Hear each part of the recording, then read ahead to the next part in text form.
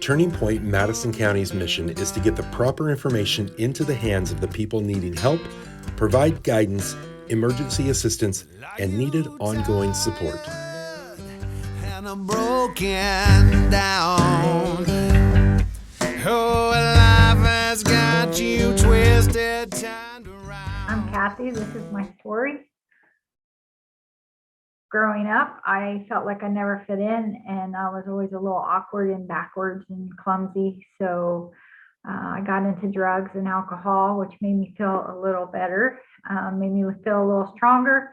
And it got worse with the drinking and the drugs until one day I found myself incarcerated in jail for drinking and driving. And that just was the beginning of a continuous cycle of destruction of my life.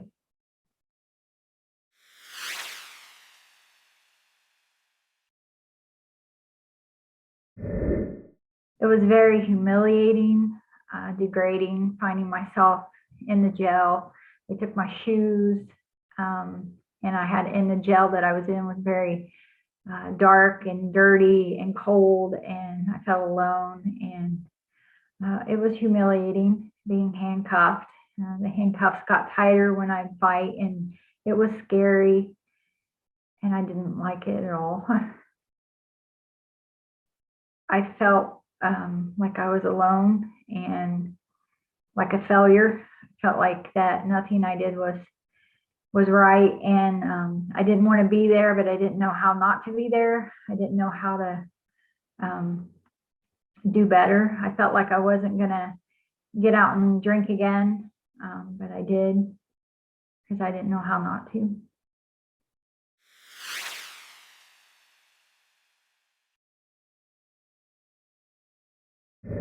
What gave me hope was when I got to, I got tired of fighting for one, and I surrendered and I gave up, and I got to the end of myself and my own ability and realized that I needed help and that my life was a mess. And I had a spiritual awakening, which actually led me to AA, led me to the 12 steps, led me to the big book of Alcoholics Anonymous, where I found how to grow my relationship with God. My first step was surrender and being willing to first look at my mess, and second, be willing to believe in something greater than myself that was good. And I found hope in that.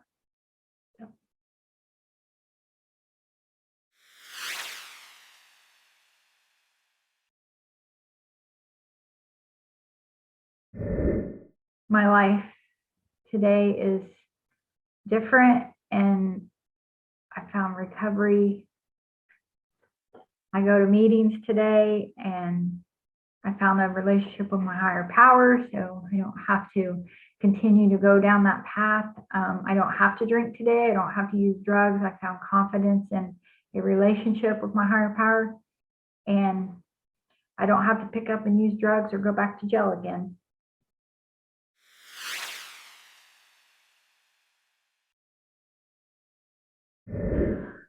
I would like to let people know out there that are struggling, who feel like they have no hope or that they cannot quit, that there is hope. There is a better way.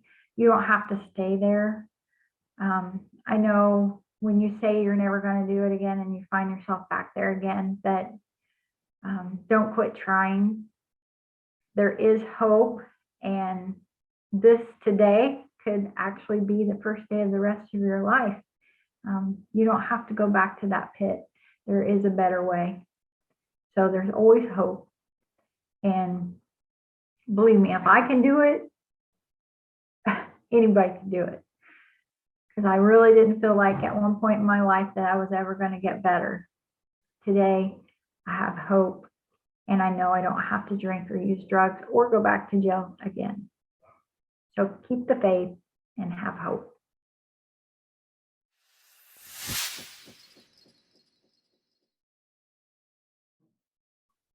I was arrested on a level 4 dealing charge in 2017. I was sentenced to 6 years in IDOC. I ended up at Rockville Correctional Facility.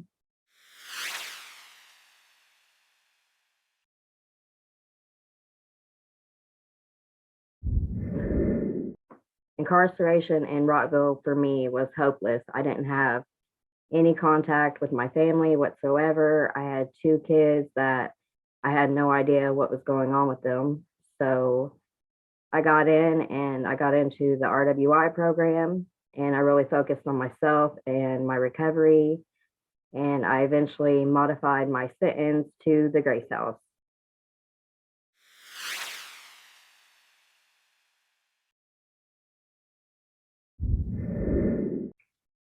I learned that there is a lot of others like me, that we were all just struggling with something. Um, I learned that it's not hopeless if you are fighting for your recovery.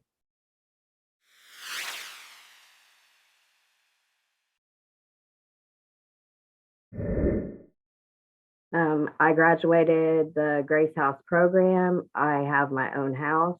I have a vehicle that I finance now, and I own another. I get to see my kids every weekend. I'm currently pregnant.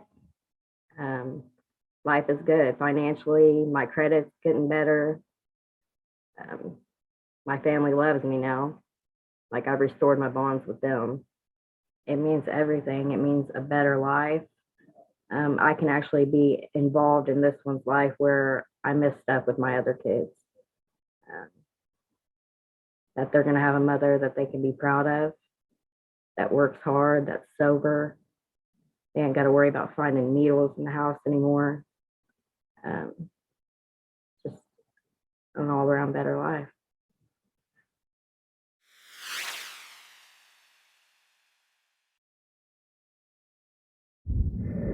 If you're willing to put in the time and the effort to fight for your recovery and to restore those bonds with your family members and then make your financial amends, then anything is possible. You put the work into it.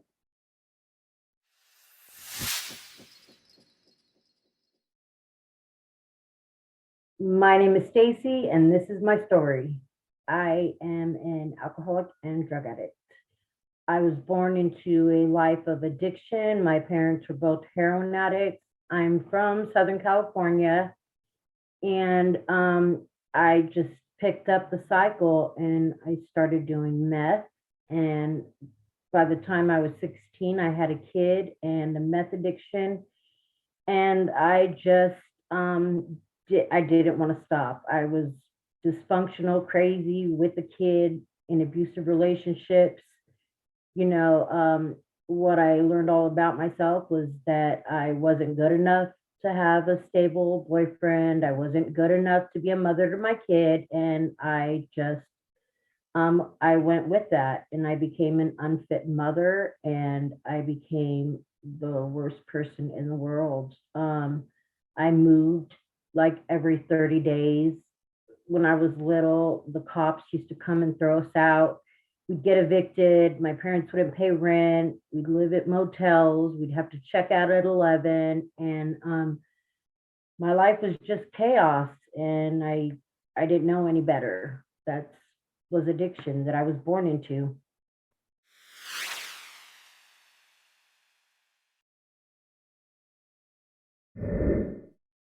The first time I went to jail was when I was 18 years old. I just had to get arrested because all the other people I hung around with had been arrested. And so I just wanted to be arrested too. And well, it happened. I got arrested for under the influence, and it was just a little slap on my wrist. And I was like, oh, wow. But then I realized pretty quickly that I got put on probation, and I could not get off probation to save my life, because they wanted things like clean drug screens, and I didn't want to be clean. And I would try to go like 3 days without using to give them a clean test and manipulate the system. And I tried to do stupid things like eat tea or chewing tobacco or whatever else would keep my swab clean. That never worked either. So I was always in and out on a violation. And I mean, I could never, ever stay out of jail.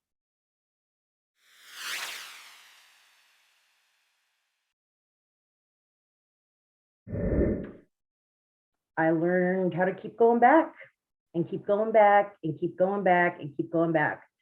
So finally, when I got off the meth, I decided if I drank, that would be the key to everything, take the edge off. And well, I couldn't really do that either, because then I learned how to go to jail for drunk in public instead of under the influence, and do 12 steps and getting a sponsor, and believing in myself, and just giving up the fight, giving up control over my own life.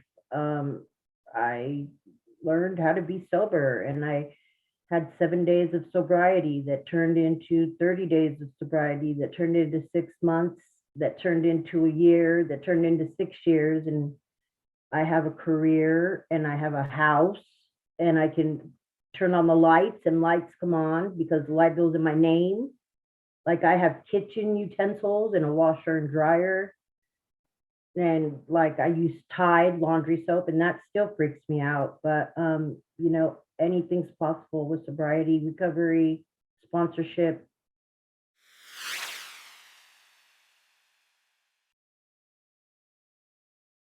I actually have my bosses, which are the owner of the home care company I work for. They were at the first time I ever gave my lead. I was employee of the year. I have been at my job like 6 years. Like, I've never even lived in the same house for 6 years. Still to this day, but I've been at my job for 6 years, and that's a really good feeling to have, like, a relationship built in. I don't have to worry about cops. I've never been pulled over sober. And that kind of irritates me, because I want to show them my shit. I want to be here, but I don't get pulled over today. And it says a lot, because I'm clean and I'm sober, and I'm glad. I don't live where I used to live. I live in Indiana, and there's really not much to do here except look at cornfields and shit, but it keeps me sober. And I'm married. A lot of guys wanted to fuck me when I was dirty, but I got fat and sober, and I got married. And so I just have a really good life today, and it's all because of AA.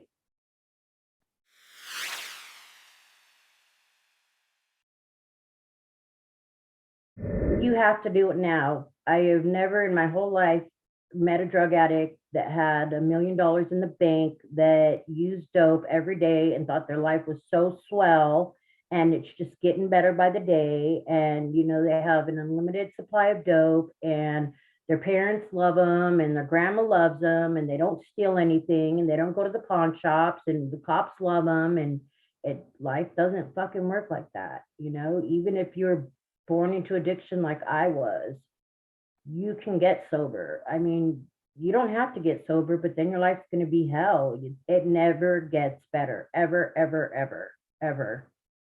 I'm living proof that recovery works. We do recover. We are trusted. Our family does love us again. And you got to believe in yourself. You got to surrender. You got to surrender.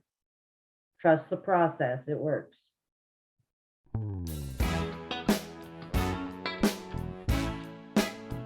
Hey now,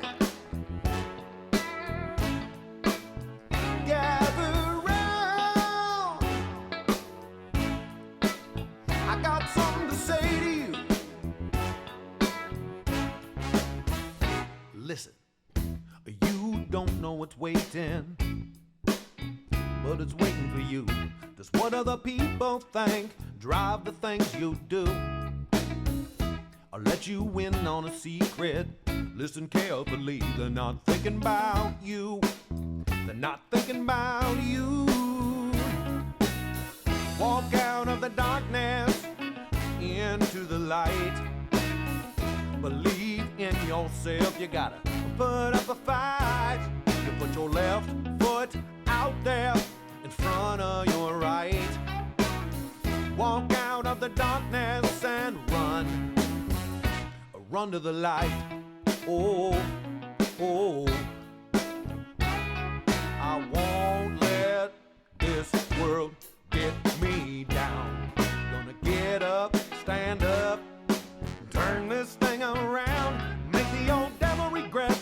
he ever even mess with the likes of me? First I crawled,